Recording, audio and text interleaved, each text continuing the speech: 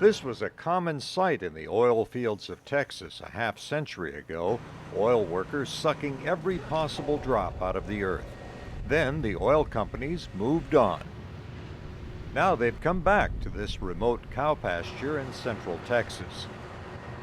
At the University of Texas in Austin, former director of the U.S. Geological Survey, Charles Grote, says high oil prices have provided great opportunity for domestic oil companies. The old fields where people were comfortable with 20–30% recovery, now they go back in with new technologies and get an extra 20 or 30% out and expand the dimensions of the fields. Texas has a rich history and tradition of looking for Texas tea, black gold. For instance, here's a well. Jim Baldoff of Austin is putting together investment projects to exploit old fields. He says companies are getting a high enough price to use expensive new technology. The equipment can drill down and then out horizontally 1,500 meters or more and tap hard-to-hit vertical deposits of oil. Instead of going down and having to hit one of these vertical fractures, what we can do is we can go down vertically and then start to build a curve and then kick out and go sideways 4,000 or 5,000 feet and intersect 4, 5, or 6 of these fractures.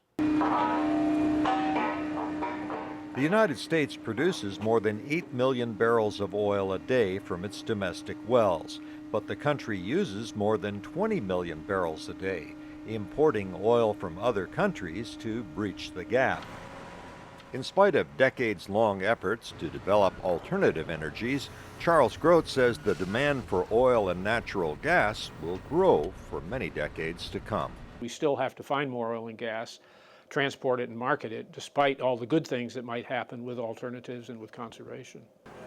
But even a Texas oil man like Jim Baldoff recognizes that the country cannot continue to consume oil the way it does now for much longer. That's why he drives a small hybrid car. You know, traditionally a Texas oil man drives a Cadillac, right? But I think you'll find that more and more of us are giving up the Cadillac to drive a more efficient vehicle. Baldoff is also co-founder of the Association for the Study of Peak Oil, USA. The theory behind peak oil is that world production is close to peaking, as domestic U.S. production did in 1970.